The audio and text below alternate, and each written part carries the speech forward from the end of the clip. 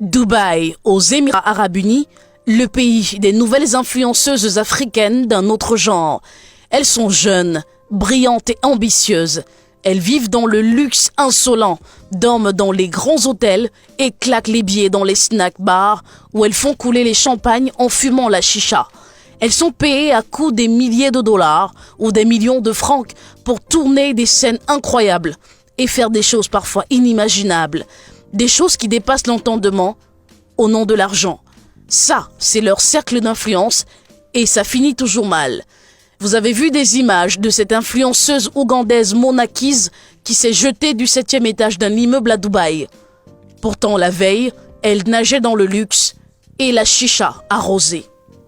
Ces filles se recrutent dans tous les pays d'Afrique, du Cameroun au Sénégal, du Gabon au Togo, du Maroc à la Côte d'Ivoire et bien d'autres.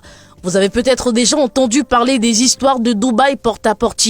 Ces filles pilulent désormais la toile avec des vidéos arrosées des actes scatophiles avec des chiens, des hommes, des singes. Elles prennent leurs pieds. Elles vont même aller jusqu'à manger de la merde, devenant des toilettes publiques de ces hommes friqués, d'où le nom Dubaï porte-à-porte.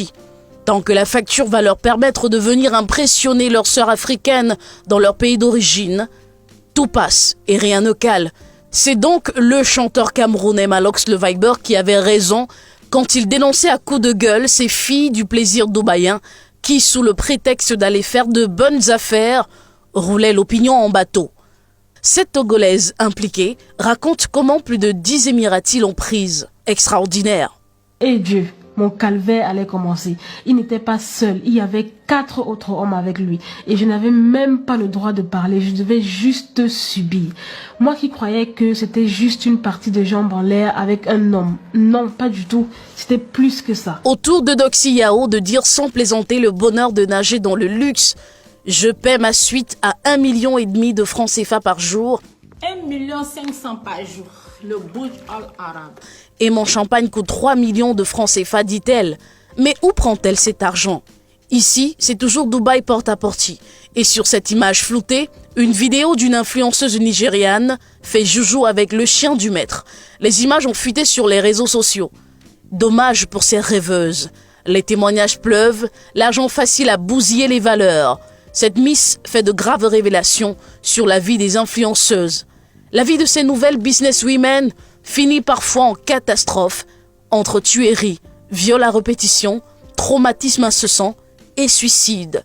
Dubaï, l'Eldorado des influenceurs, n'en est finalement rien. Faites désormais attention à ces filles et jeunes garçons influenceurs enrichis du jour au lendemain, sans parcours clair. Vous avez peut-être affaire à un porte-à-porte appelé toilette publique à Dubaï. Merci de vous abonner à notre chaîne Premium Télévision pour ne rien rater des infos tout azimut, actualités sociopolitiques, culturelles et sportives du 237, du continent et du monde. À bientôt.